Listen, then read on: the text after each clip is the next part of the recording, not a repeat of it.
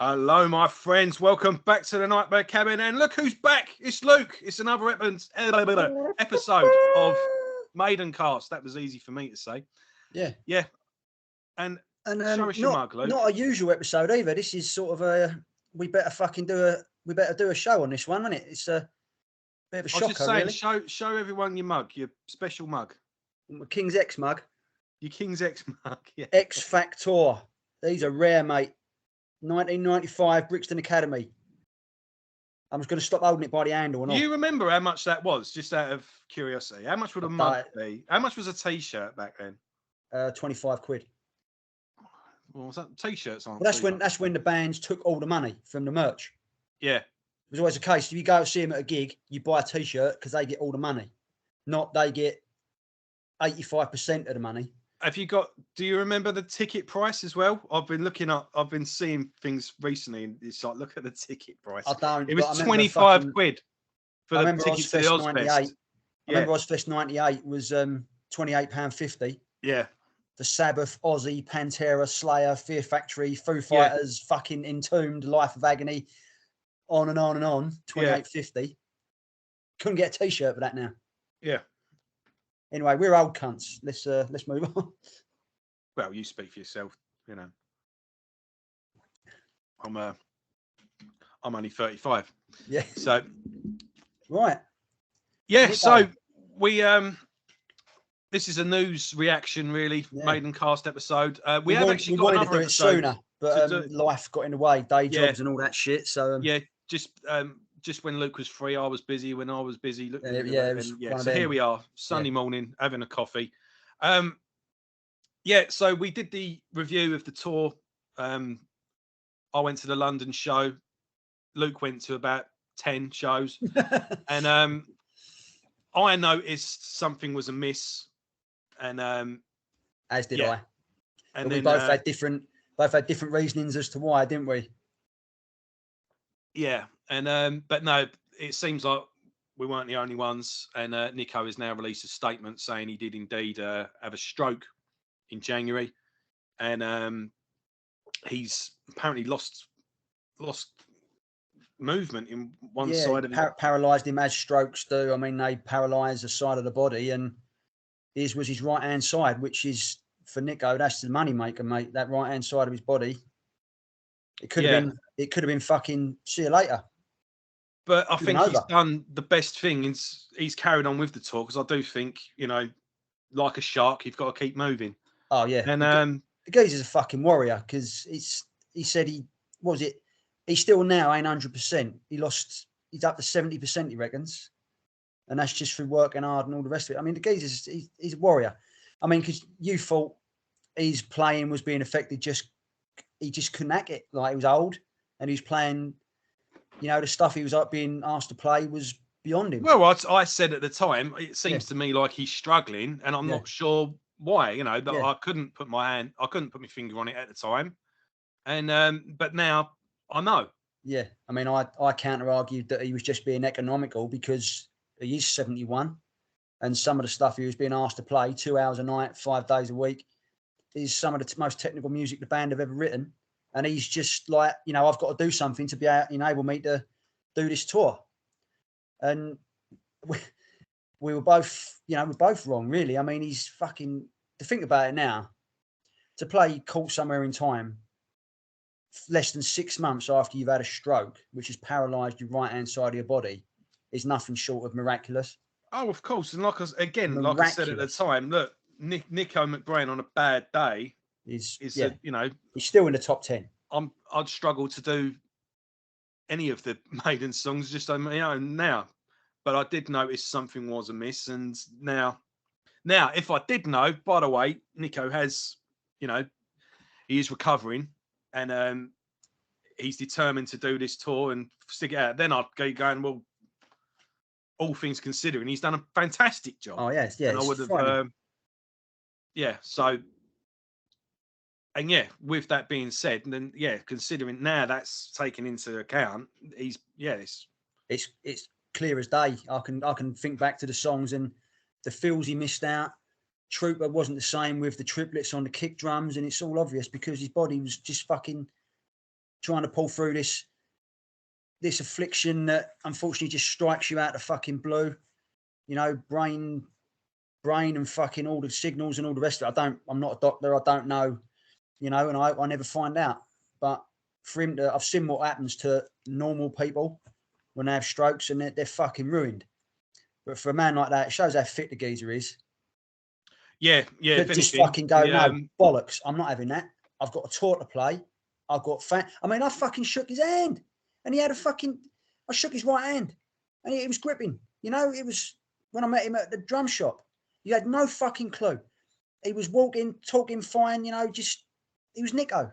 It was unbelievable. Yeah, not only that as well. He's probably gone, well, staying home is going to kill me quicker than overdoing it. And yeah, just I hope he is taking it a day at a time. He's getting through the show and resting easy, and you know, well, they've got a bit of a gap now, haven't they? They've finished just done whacking, so they've got I think it's a week or a couple of weeks before they go to that Power Trip festival in America, one where every fucking band you ever wanted to see in your life is playing.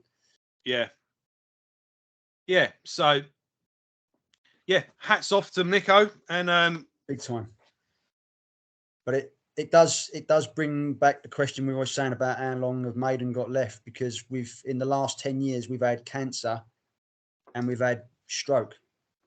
I mean, fucking hell, it's like, you know, I think we're in the realms of Deep Purple have just said it best. It's just gone, look, we did the farewell tour thing. It kept going on. Just think of we book 12 shows at a time now. Yeah. Do 12. Get them ones done. Fancy doing some more? Okay. Yeah. And just go and see us and presume it's going to be the last one. And if it isn't, then result. That's a bonus. Go watch us and presume that's the last one. Yeah. And we'll just keep going. One of us will fall over eventually, and that'll be that. And you don't know when the last gig's going to be. No, that's it. You know, no clue. And I think really that's the way to do it. I know we'd all like to go see that fantastic farewell show and leave it like that, but it never works like that. The only band that ever did that was Rush. And even then they stuck to it because it wasn't their choice. But I think they didn't even announce it, but everyone knew. So Giddy said at the time, you know, I made that set list just in case. I kind of knew, but yeah. And I made that reflective set list where we opened with the new and worked our way backwards in order to finished with the first album. And that was that. And his only regret was he'd like to have taken that tour to Europe, but it was time, and that was that. Yeah. And I mean, so many bands don't do that, I'm afraid. I mean, they go on and on and on, don't they? I mean, look at Kiss. Kiss was like, no, when we play your city, that will be the last time. I was there in London. Who was playing London, the O2 the other week? Kiss. Yeah. So, but I don't know. Time will tell. But I just can't see Harris going, no, that's the line, that's the date. After that date, we're done. He's not like that. He will keep pushing until he will. Something out of his control will happen. Yeah, of course it will. Because they always say, didn't they? We're not going. I mean, even Bruce at the end of the shows, he was saying, you know, we'll see you next time, and there will be a next time. Yeah. So it'll be a natural disaster that will stop it. Yeah. You know, one of them's going to drop dead, and that'll be it. But they're all and not only that as well, fiddles, mate. You know, a little question there. They didn't know whether Nicko was going to be able to do this tour. No, they didn't. It was only until they did the rehearsal. What would have happened what would have happened if? Yeah, well, there would have been a McBrain on the drums, and it would have been Justin. I would have thought. Yeah, it'd be like Max and Jay Weinberg. You know, Jay knows everything that Max plays. I think Justin would know everything that Nicko plays, and he'd be drafted in, and you wouldn't be able to tell the difference because, I mean, Max and Jay Weinberg. If you don't know Jay Weinberg, obviously Slipknot drummer, and Max Weinberg's drummer for E Street Band and Springsteen's notorious collaborators, and they're interchangeable them two because Jay's grew up watching Max, and Justin would have grown up watching his dad. Does Justin drum enough though to? He drums like a motherfucker. Check him out on Facebook, mate. Oh, he's I don't know much about him. Yeah, he's got chops for days. Because Phil Collins' son came out for Genesis. Genesis did like one rock around the clock, didn't they? Yeah. And their drummer, I forget the guy's name now, but they used the same guy since the 70s. It was Phil used to do the albums, but for the tour they'd get someone in, obviously. Yeah, I forget the guy's name, for God's sake. He used to drum for Frank Zappa before then, so the guy could play. Been around, yeah. And him and Phil would do like a drum off in the middle of the show, and it was all good. Cool. But it was a bit of a hold on a minute. You could have got him in for the final tour, couldn't you? But no, it was Nick Collins. Yeah. But he had some chops on him. So yeah, I mean, I knew he played, but I didn't know if he did. Yeah, no, is he in a band or is he? No, I don't think he's in a band. I might be wrong. I don't know, but because he keeps himself to himself. You know, it's fair play to the guy. But he'd have been drafted in because at that point you can't not do the tour because I would have thought it would have sold been out or whatever. That's 30 shows. Yeah, I would have thought thousands of people. Some young British drummer that in their thing would have. It's just someone we probably wouldn't have known. I don't know. Well, I mean, I'm a bit out of touch with the British scene at the moment. He might have even gone back because I know Nicko. Dickie Flizzer, who used to play in Skin, who basically back in the day, Skin were a fucking good old fashioned British rock band. You're saying Skin, and I'm thinking of Skin Lab. No, that's not them. Yeah, Skin. They were Bruce's backing band for the earlier versions of Balls to Picasso. No, right. When he did 3 or 4 versions of Balls to Picasso, it was basically Skin, which was Mike Gray, I forget the bass player's name, and Dickie Flizzer on drums. And in fact, it's that version of Tears of the Dragon that ends up on the album. It ain't Tribe of Gypsies playing it; it's that version. But yeah, I think he might have drafted him in because obviously Bruce would have recommended him because he was a phenomenal player. But hopefully, we never get to find out. Yeah, I mean, we're speculating. I know Nicko himself, when we saw Nicko, recommended, he highly rated Pat Lundy. He was in Bruce's son's band, Rise to Remain. Yeah, and he's now in Funeral for a Friend. Or Wake for a Mate, as I like to call them. But so like I say, I would like, if the worst did happen, I would like to see a young drummer be given that torch, and what a torch to be passed. Am I too old? And am I too old? Oh, definitely. Yeah. Well, get the old cameras out, get one up there, one by your feet, and that's it. Yeah. I was here we go. Hate Eternal, again, a Premier League death metal band with Derek Roddy on the light under their. Was under their belt. And for the Fury and Flames album, this 19-year-old came out of nowhere. This is the new guy in Hate Eternal. How'd you find him? He sent me a video. It's a couple of things on YouTube. This kid's playing it perfectly. This 19-year-old's now on tour with Hate Eternal. And the same thing, this new young guy in Testament. To the point where they're going... 19, and he's saying? 19 years old. Again, YouTube. Yeah. Who's Mr. Lombardo? Said Chuck Billy on stage. Yeah. And it makes, I mean, in all fairness, let's face it, this kid is going to be paid more than what he was being paid. Yeah. It's not a bad first job, is it? Being a drummer in Testament.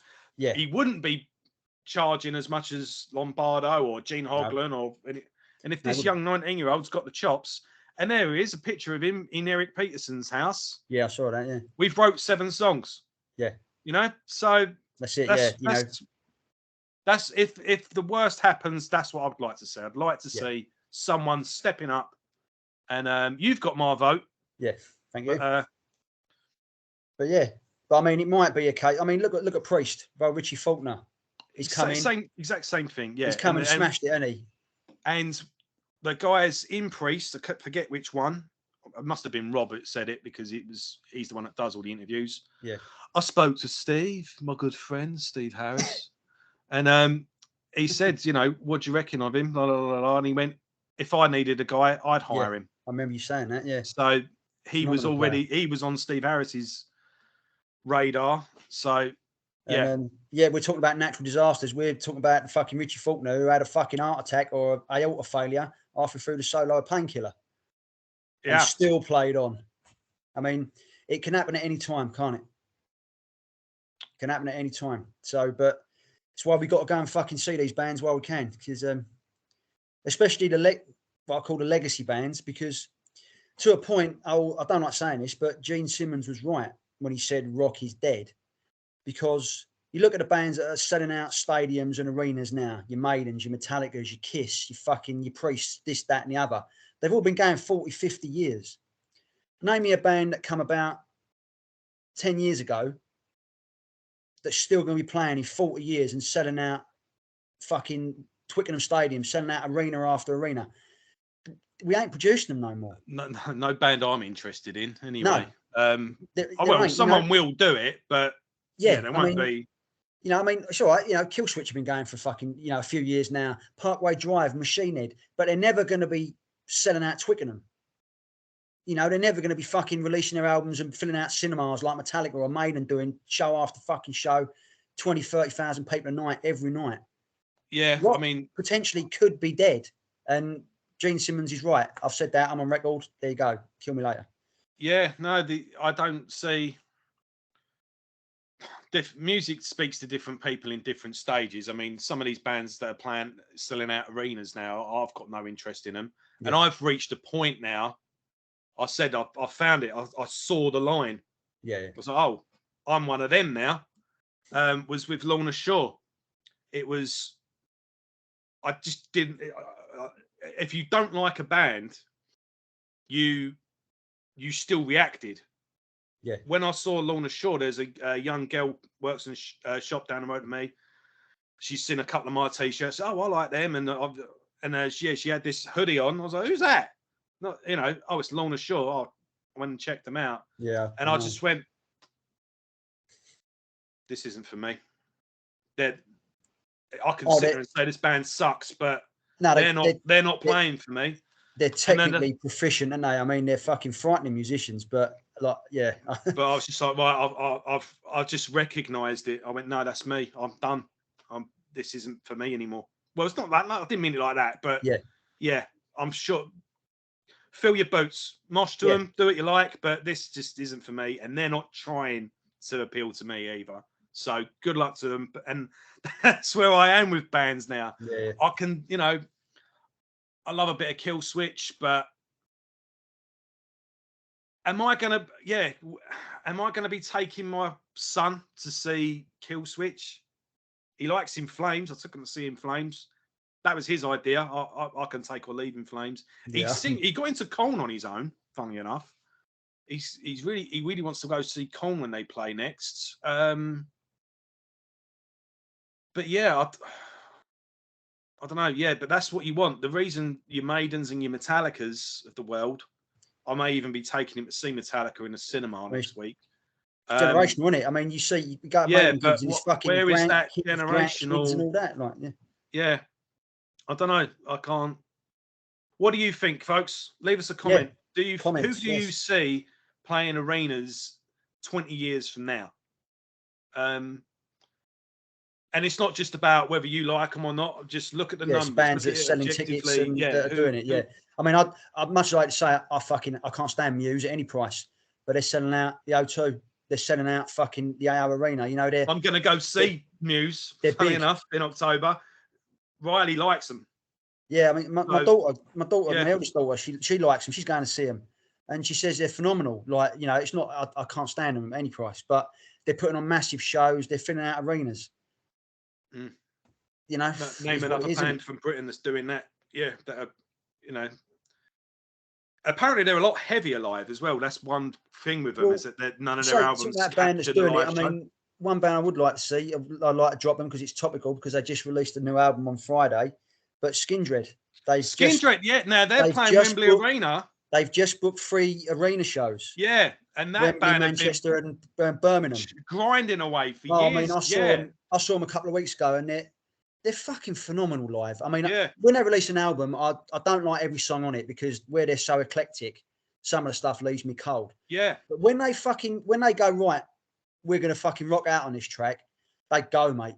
Fucking riffs, drums, fucking. Is there anyone that hasn't seen Skindred live? Because they're everywhere. They're every festival. They're always opening for someone. Bands And, yeah, I've got and they're nothing fucking but finally respect. getting their just rewards. I mean, I Yeah. watched the live stream of Wacken the other day, and all these fucking crazy German maniacs, all these black metal fucking geezers, like when he's doing his ragga and all the rest of it, and they're doing basically a reggae song, which is a title track of the new album, and they're all fucking loving it. Well, So they're they're all doing doing it anyway. something right. Yeah, I mean, again, Skindred have been going since the Dub War days. Skindred was just like off the ashes of Dub War. I mean, yeah, we saw Skindred. I remember seeing Skindred at Thurrock Music Festival. Yeah, well, which was a festival. I can see the fucking field from my window now. It was just a local festival that was put on by a couple of hard-working people who used to run the local paper, and they got Skindred on their first album tour, and they fucking played there, and then they fucking still churn it out, and I'd love to see them. Yeah, I mean, they've signed to Earache recently, and Earache said we're looking potentially we could have a #1 album. Yeah. Yeah, we're looking. Well, I mean, fucking hell, you know. We saw Skindred opening for 1 Minute Silence at the LA2 100 years ago. And remember as well, folks, Benji does guest vocals on a track on the first Soulfly album. Soulfly album, yeah. I mean, I think he's been going for because he's been mates with Max since the fucking Roots days, isn't it? With the Dub War and all the rest of it, and you know, it's phenomenal. And fair play to them. I hope they fucking crack it. Yeah, I hope they are that band that we've just said. You know what I mean? Because they deserve it. Yeah, there you go. We've answered our own questions. Yeah, don't bother leaving a comment now, comments. Just yeah. Yeah. But yeah, let's go full circle then. We wish Nicko nothing but the best. All the best, mate. I mean, he's an inspiration to all of us. Lovely guy. He's a fucking lovely guy. Yeah. And get well soon, mate, because we want to see you touring and just being the fucking nutcase that we know you are for many years to come. Yeah, exactly that. And that's the way to go about it, folks. Yeah. And we have got another Maiden-related discussion that we're going to cover in the next week or so. So there is another Maidencast episode in the canon. Yep. And and if anything else comes up, this is what we're here for. We'll be covering any other Maiden news as and when it comes up. And I think we got a Bruce Dickinson solo album in the pipeline. We have in our near future. When that comes out, we'll be definitely covering that. I mean, we've still got to get around to Paul, haven't we? Oh, and we've got the Paul Di'Anno, the Warhorse thing. We've got that.